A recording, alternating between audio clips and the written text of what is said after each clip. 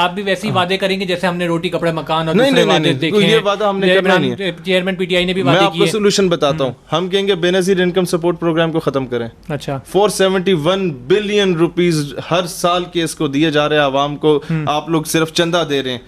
تو عوام کیا کرے گی؟ عوام کے پاس تو غریب عوام ہے, اس کو تو وہ بھی مل رہا ہے, تو اس میں بھی ہم اس کو لائیں گے فاطمہ جناح انکم سپورٹ پروگرام. یہی 471 بلین روپیز کی کاٹیج انڈسٹریز بنا کے پبلک کو دے, جو بنگالیوں نے بنائی, جن کو آپ کہتے تھے یہ ٹکے کے بھی نہیں ہے, وہ 3 روپے ملاؤ گے تو 1 ٹکا بنے گا. وہ چائنا والوں نے کی, جن کی 1.25 ارب آبادی ہے اور وہ سروائیو کر رہے ہیں, دنیا کی سپر پاور بن رہے ہیں. ہم 23 کروڑ پہ بھی آ جاتے ہیں تو ثاقب نثار صاحب سیمینارز کرنے پہ آ جاتے ہیں کہ بچے کم پیدا کرو. لہٰذا آپ کے جو انڈیا جتنا ظلم کرتا ہے, دنیا اس کے خلاف نہیں بول سکتی کہ وہ 1.25 ارب لوگوں کی انٹرنیشنل مارکیٹ ہے, تو اس کو یوٹیلائز کیوں نہیں کرتے؟ کاٹیج انڈسٹریز بنائے. آپ کے 4,000 روپے کی چترال اور گلگت میں بننے والی شال پتہ ہے برطانیہ میں 40,000 کی بکتی ہے. آپ کا پنک سالٹ 100 روپے پر کے جی جو یہاں پر بنتا ہے, وہ 1 کے جی 32,000 روپے میں دبئی میں بکتا ہے, جسے انڈین کمپنی ریفائن کرتے ہیں اور اسرائیلی کمپنی اسے پیک کرتی ہے. ہم تو صرف دیواروں پہ اسرائیل مرد آباد لکھ لیتے ہیں. ٹھیک ہے, آپ یہ ریزولوشن لے آئیں کہ کوئی gazetted officer should not be allowed کہ اس کے بچے اس کی سروس کے دوران کسی دوسرے ملک میں جا کے نہ تعلیم حاصل کریں, نہ وہ وہاں پر رہیں, نہ وہ ہاسپٹلائزڈ ہوں, نہ ہی آپ کے پالیٹیشین کے. آپ مجھے یہ بتائیں, آپ کے بچے میرے گھر میں پرورش پا رہے ہیں, میں اس کے ساتھ ظلم کر دیتا ہوں آپ کے کیمرہ مین کے ساتھ, would you be able to speak against me? بالکل آپ نہیں بول سکیں گے میرے خلاف. بالکل بھائی میں بچے پال رہا ہوں آپ کے, ایسا ہی ہے. آپ کے بچے خطرے میں ہوں گے, میں ان پہ کوئی چرچ بھنگ کا کیس بنا دوں گا, آپ کے بچے ساری زندگی میرے ملک میں قید رہ جائیں گے. تو فارن پالیسی سب سے پہلے اپنی آزاد اور خود مختار بنانا. ریاستیں دنیا میں وہ زندہ رہتی ہیں, طیب اردگان کی قوم بھی شاید اتنا زیادہ اس سے خوش نہ ہو, ایران کی قوم بھی شاید اس کی لیڈرشپ سے خوش نہ ہو, لیکن دنیا میں ان لوگوں کی رسپیکٹ کیوں ہے؟ افغانی قوم بھی شاید اپنی لیڈرشپ سے اتنی خوش نہ ہو, لیکن دنیا میں ان لوگوں کی رسپیکٹ کیوں ہے؟ ان کی خارجہ پالیسی انڈیپینڈنٹ ہے. ٹھیک ہے, وہ اسٹریٹ فارورڈ ہے. ہماری عزتیں تب ہوتی تھیں ایوب سے 100 اختلاف, بھٹو سے بہت زیادہ اختلاف, لیکن ان کے دور میں جب وہ کسی امریکی یا برطانوی وزیر خارجہ کو ملتے تھے تو باڈی لینگویج یہ ہوتی تھی کہ اگر وہ کندھے پہ تھپکا دیتا تھا تو یہ لوگ اس کے منہ پہ تھپکی دیتے تھے. ٹھیک, ہم لوگ جرمنی کو قرض دیا کرتے تھے. ہماری پی آئی اے کے جو تھکے ہوئے جہاز ہوتے تھے ہم ایمریٹس ایئر لائنس کو دیا کرتے تھے.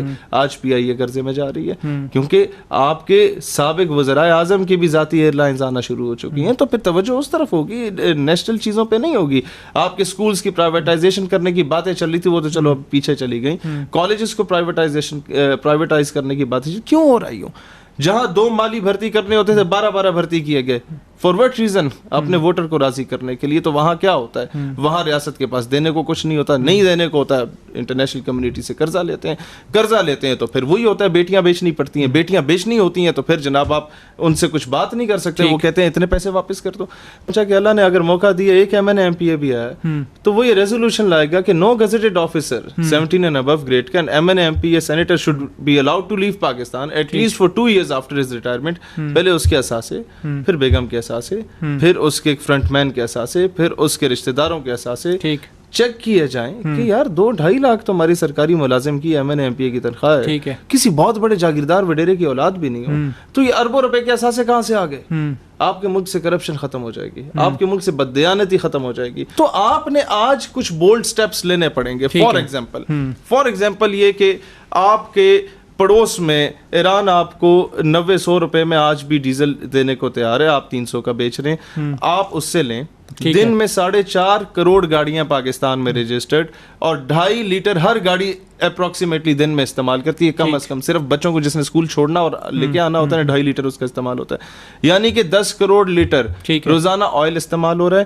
اور آپ اگر ایران سے وہ تیل لیں اور 250 میں بھی بیچیں اور 150 ریاست کماتی ہے, تو پھر بھی 10 کروڑ ملٹی پلائی بائی 150 15 ارب روپے, اور 20 دنوں میں آپ اس تیل سے $1 ارب کما سکتے ہیں. اور $1 ارب آپ نے منت ترلا کر کے یو اے سے قرض لیا تھا. 20 دنوں میں یو اے کا قرض اور 6 مہینوں میں پاکستان کا قرضہ ہوتا ہے. کیا وجہ, کیوں نہیں یہ ایران سے کیوں نہیں لیا جا رہا؟ کیا وجہ؟ ایک عدد والد صاحب انہوں نے رکھے ہوئے امریکہ میں, وہ ناراض ہو جاتے ہیں. اچھا, بات یہ ہے کہ پیپلز پارٹی دور میں ایک بڑا اچھا کام ہوا تھا, انہوں نے گیس پائپ لائن ایران کے ساتھ کیا, تیار بھی ہو گیا تھا, لیکن پھر پاپا کی کال آ گئی تھی اچھا تو وہ انہوں نے تو بچھا دی, ہم لوگ نہیں بچھا سکے سر. وہ پھر پیپلز پی ٹی آئی کے دور میں فیصل واڈا نے کہا جی 1 لاکھ نوکریاں اناؤنس ہونے والی ہیں. وہ سی پورٹ کے ساتھ ایک بہت زبردست ذخیرہ مل گیا تیل کا, 1 لاکھ نوکریاں ملنے والی ہیں.